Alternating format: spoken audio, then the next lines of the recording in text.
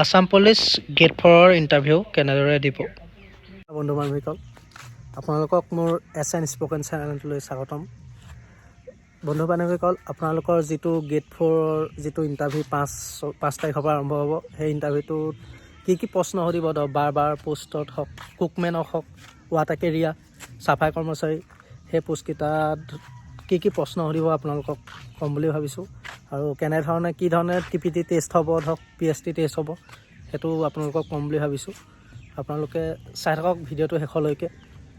ময়ো এতিয়া বৰ্তমান বাৰ পোষ্টত কৰ্মৰত কামাণ্ডো বেটেলিয়নত। আপোনালোকৰ হয়তো মোৰ সেই এক্সপিৰিয়েঞ্চৰ ফালৰ পৰা আপোনালোকক ক'ব পাৰিম যে মোৰ কি প্ৰশ্ন সুধিছিলে। বন্ধু বান্ধৱীসকল, এতিয়া আপোনালোকেতো সকলোৱেতো আসাম পুলিচৰ ইণ্টাৰভিউ দি পাইছেই। যেনেকৈ আমাৰ যিটো ফিজিকেল ষ্টেণ্ডাৰ্ড টেষ্ট হয়, মানে সেইটোতো গেট 4টো মানে একেই হয়। যিটো মানে হাইট হওক, চেষ্ট হাইট, ৱেইট, এইকেইটা যিটো হয়, আৰু মেডিকেল, সেইকেইটা আসাম পুলিচৰ যিটো যেনেকুৱা মানে প্ৰচেছত যায়, এইটো গেট 4ৰো একেই হয়। আৰু আপোনালোকে হয়তো চবৰে এক্সপিৰিয়েঞ্চ আছেই, ধৰক আসাম পুলিচ কামাণ্ডো যিয়ে নহওক, চবতে একেই হৈ যায় মানে কি টেষ্ট লোৱা হয়। সেইটো কাৰণে আপোনালোকৰ সেইটোতো চিন্তা নাই কোনো, সেইটোত চব কোৱালিফাই হৈ যাব। আৰু ষ্টেণ্ডাৰ্ড টেষ্ট সেইটো শেষ হৈ যায়। তাৰপিছত আপোনালোকক চবকে এটা কুপন দিব। কুপনৰ মতে আপোনালোকে লাইন পাতিব লাগিব। আপোনালোকে টেষ্ট দিবলৈ মানে যাব লাগিব। আপোনালোকৰ যেতিয়াই ফিজিকেল টেষ্ট হৈ যাব, আৰু তাৰপাছত আপোনালোকৰ চবকে কুপন দিয়া হ'ব এটা, আৰু কুপনৰ মতে আপোনালোকে লাইন পাতিব লাগিব। আৰু সেই লাইন মতে আপোনালোকৰ টেষ্টলৈ নিয়া হ'ব। আৰু আপোনালোকে টেষ্টত সকলো নিজৰ মানে চাফ চিকুণতাৰ ফালৰ পৰা ধৰক আপোনালোকৰ ডিচিপ্লিন, আৰু আপোনালোকৰ বিশেষকৈ ড্ৰেছ পোছাকবোৰ আপোনালোকে ভালদৰে পিন্ধি যাব লাগিব। আৰু ড্ৰেছ পোছাক আপোনালোকে হোৱাইট টি-চাৰ্ট বা হোৱাইট চাৰ্ট আৰু ব্লেক পেণ্ট আৰু জোতা, আপোনালোকে নৰ্মেল জোতা পিন্ধি যাব। আৰু ইণ্টাৰভিউত আপোনালোকে ধৰক ইণ্টাৰভিউটো কেনেকৈ ধৰক ভাইভা দিবলৈ কেনেকৈ যাব, প্ৰথম ৰুমটোৰ ভিতৰলৈ কেনেকৈ যাব, বা ট্ৰেইন থাকিবও পাৰে, ফিল্ডত দিলে ট্ৰেইন থাকিব, আৰু ৰুমত দিলে ৰুম থাকিব। আৰু আপোনালোকে তেতিয়া হয় দৰ্জাত নক কৰিব। নক কৰাৰ পিছত আপোনালোকে ছাৰ মাতিব, may I come in sir, নহ'লে বা ছাৰ সোমাব পাৰোঁনে, অসমীয়াত ক'লেও হ'ব, ইংলিছত ক'লেও হ'ব। আৰু যেতিয়া তোমাক পাৰ্মিশ্যন দিব, তেতিয়া তুমি সোমাই যাবা। আৰু সোমাই গৈ পেলানি তোমালোক লগালগ চকীখনত বহি নিদিবা। সিহঁতে যেতিয়া ক'ব নহয় বহা বুলি, তেতিয়া থেংক ইউ ছাৰ বুলি কৈ পেলানি তুমি চকীখনত বহিবা। আৰু তুমি পূৰা ষ্ট্ৰেট হৈ পেলানি তোমাৰ বহি থাকিবা। তোমাক ক'ব, তোমাৰ চাৰ্টিফিকেট বিচাৰিব, তোমাৰ এক্সপিৰিয়েঞ্চ চাৰ্টিফিকেট। তুমি এক্সপিৰিয়েঞ্চ চাৰ্টিফিকেটখন ছাৰহঁতক দি পেলানি তাৰপিছত তুমি ৰৈ থাকিবা। ছাৰহঁতে প্ৰশ্ন সুধিব। ছাৰহঁতে এতিয়া কি প্ৰশ্ন সোধে সেইটো কোনেও নাজানে। তোমাৰ ভাগ্য ভাল থাকিলে আৰু অফিচাৰজনো যদি ভাল থাকে, তেতিয়া ভাল প্ৰশ্নই সুধিব বাৰু।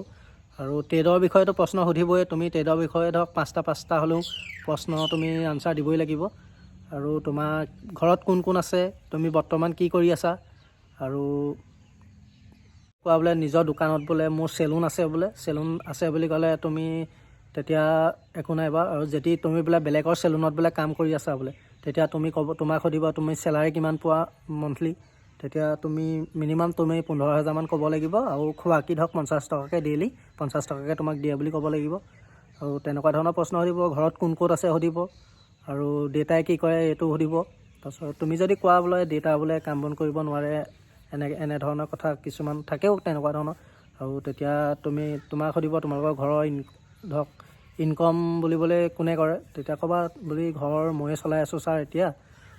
তেনেকুৱা ধৰণৰ প্ৰশ্ন সুধিব পাৰে তোমাক, মানে ব্যক্তিগত প্ৰশ্ন সুধিব। তোমাক বোলে ভাইভা দিবলৈ গৈছোঁ বোলে, তুমি বোলে এনেকুৱা ধৰণৰ নহয়, মানে অকল ট্ৰেডৰ বিষয়ে প্ৰশ্ন তেনেকুৱা নহয়। মানে এইটো মানে ব্যক্তিগত প্ৰশ্ন সুধিব। তোমাৰ মানে ঘৰৰ পৰিস্থিতিটো চাই ল'ব, ধৰক তুমি এইটো মানে ট্ৰেডত মানে তুমি কাম কৰিব পাৰিবানে নোৱাৰা পিছলৈ, তেনেকুৱা ধৰণৰ মানে ব্যক্তিগত সেইটো চাই ল'ব।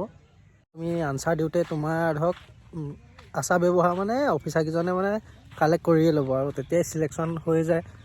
আৰু তোমাক তেতিয়া ক'ব হ'ব ঠিক আছে তুমি যোৱা বুলি ক'ব, থেংক ইউ ছাৰ বুলি কৈ তুমি ওলাই গুচি আহিবা।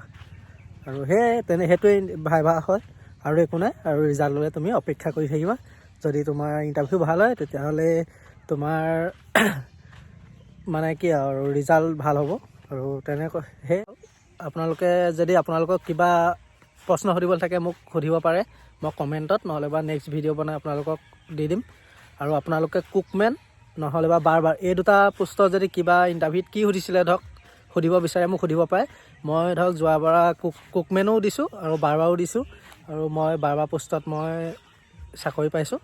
আৰু সেইটো কাৰণে আপোনালোকে এই দুটা পোষ্টৰ বিষয়ে মানে মই আপোনালোকক ক'ব পাৰিম। ধন্যবাদ।